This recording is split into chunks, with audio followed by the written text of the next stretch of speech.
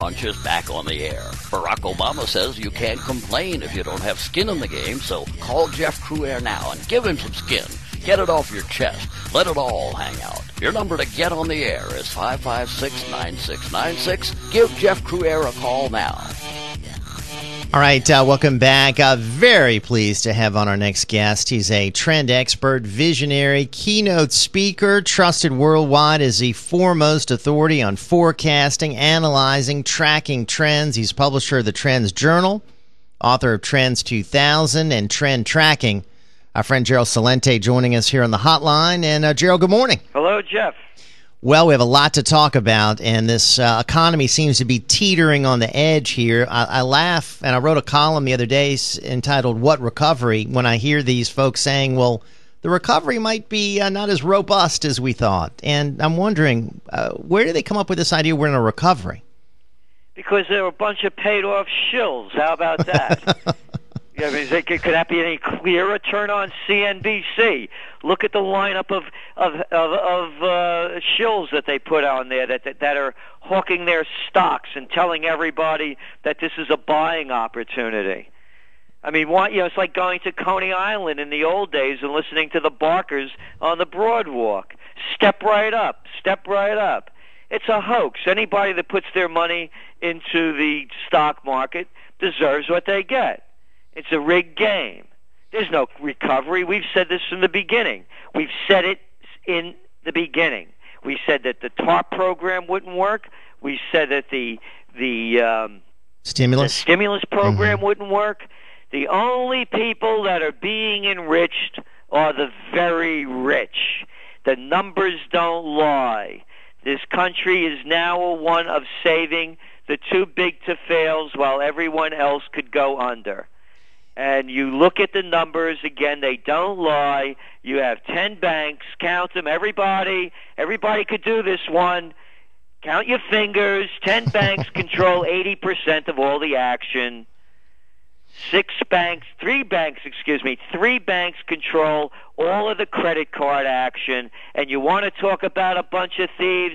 How about those credit card companies? Aren't they wonderful little folks? Oh, my gosh. Now, this Financial Reform Act, which just passed the other day, 2,300 pages of rules and regulations, and I'm sure Congress didn't read. What is this going to do? Well, Congress doesn't read anything. Congress, that's the other thing. Let's look at this government over here. How do you run a campaign, Jeff? You're always raising money, right? Yeah, right. It's called campaign finance. Mm-hmm. How about calling it bribes and payoffs? Right. I mean, when are people going to grow up? Mm-hmm. What is that? Look at that bill. You know what they put in that bill? They put in that bill that any cash transaction now remember, this is health reform. Any cash transaction of over $600, you have to fill out a 1099.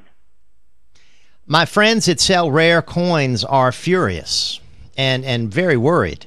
Exactly, because what they're doing with this is they're making sure that they're tracking every little penny.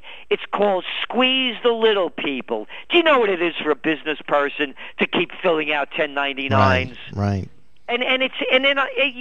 Look, a week ago, the government was showing how great it is in Portland, Oregon, when they busted this little kid, 7-year-old girl, selling lemonade.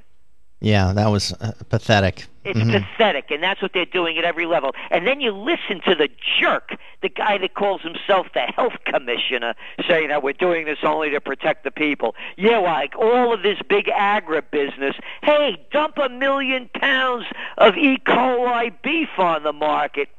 Kind of just slipped through. But the little guy, the little girl, they get busted. You know what else they're doing, Jeff?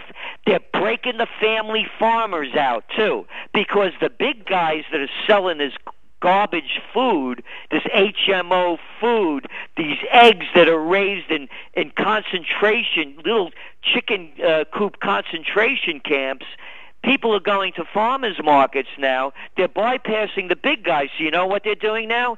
They're setting out the inspectors to bust the little farmers. They're making them abide by every letter of the rule, every letter of the law, while they give the two bigs the big breaks. The bigger you are, the bigger the breaks. The bigger you are, the bigger the breaks. The people better wake up very fast because, Jeff, this economy is going to collapse really soon. And when it does, they're even going to be putting in more and more draconian rules like that new 1099 rule.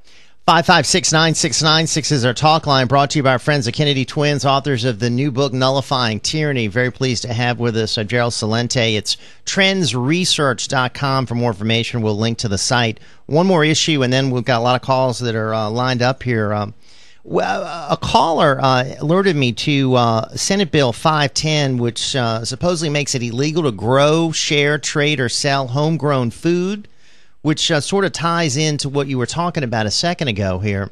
Are you familiar with this, and is this a trend going on? I'm not familiar with that specifically. I've heard of it, and I can't verify it yet. Okay. But I put nothing past them. They're doing everything they can. It's a takeover. It's a takeover. It's not even being done in the dark. It's being done in the broad daylight. They made up a term too big to fail. Gabish? What do people need to know more of? Look, in America, it was called capitalism, and you rose and fell on your own merits. There was nobody there to save you, unless, of course, you're a member of the Goldman Sachs gang or the Merrill Lynch mob. Well, I mean, in the past, I guess if you failed, you had charities. You had people that churches, your neighbors would come lend a hand. Or you went under. Yeah, right. But now they have charities. It's called the American public. Yeah. And they're robbing us blind to give the money to their big friends. And and if there sounds like I'm angry, you bet I am. I don't like my money, my hard-earned money, going to a bunch of people that think they're better than anybody else, and they could rob us blind because they're running the White House. The Timothy Geithners, the Henry Paulsons, the whole crooks of the whole group of criminals over there. The guy that you have now that's the head of the Commodities Future Trading Commission, former Goldman Sachs guy, one after another. And then they have the nerve to stand up there and say, oh, just because we came from those firms, that doesn't mean we're still connected with them. Mm-hmm. What am I, 2 years old? You know, it seems like Goldman Sachs is a connection through all of this. Exactly. You look at the numbers, it's worldwide with Goldman Sachs. They're connected throughout the world. It's a takeover. Again, I keep telling people this. Stop bashing Obama for being a communist or being a socialist. This has nothing to do with socialism or communism. The merger of state and corporate powers is called fascism. We own General Motors. We own AIG. We own chunks of Citigroup. We own Fannie Mae and Freddie Mac. The banks own us. It's the biggest bank robbery in world history. And by the way, when all else fails, they'll take you to war. And I just heard this General Petraeus saying that we have to stay in Afghanistan longer. The wars are draining the American treasury. Save America, stop the wars. This is going on for 9 years, and it's the same old baloney. More time, more money, more men. And how about General betray us? And you look at the polls, and the American people are saying, hey, come home. Come home. And here's the other thing, Jeff. Any callers out there that want to tell me, I'm not patriotic or this and that, before they call, here's the deal. Send yourself, send your wife, send your kids, and send your money over to Afghanistan. They need you over there. They need you in Iraq because we're paying Halliburton and all these other groups over there to do the laundry, to clean the floors, to feed the troops. Get your wife and kids out there to clean the floors and clean the toilets and send your money. And send your money. Oh, and by the way, all you leaders out there that want to lead and tell us what we have to do, lead the troops. I want to see Obama on the white horse leading the men in Kandahar.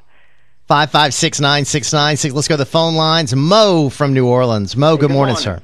Hey, Gerald, I heard you. I think it was on Steve Malzberg last week. I almost jumped off the Mississippi River Bridge, but it was so depressing. But honestly, as far as the stock market, I mean, if companies are sitting on a lot of money and they're still making profits, why would that not be a good investment for, just a small guy like me? Well, because you're better off investing in yourself. You're taking a risk that you don't need to take. It's a rigged game. And why are they making profits right now? You know why. They're not hiring. They've cut the staffs down to nearly nothing. You could take a company, for instance, like Harley Davidson. They could say they're making money. How many people did they cut, and where are their sales now compared to 2 years ago? Mm-hmm. And that's the kind of thing you have to look at. When you're investing, it's gambling.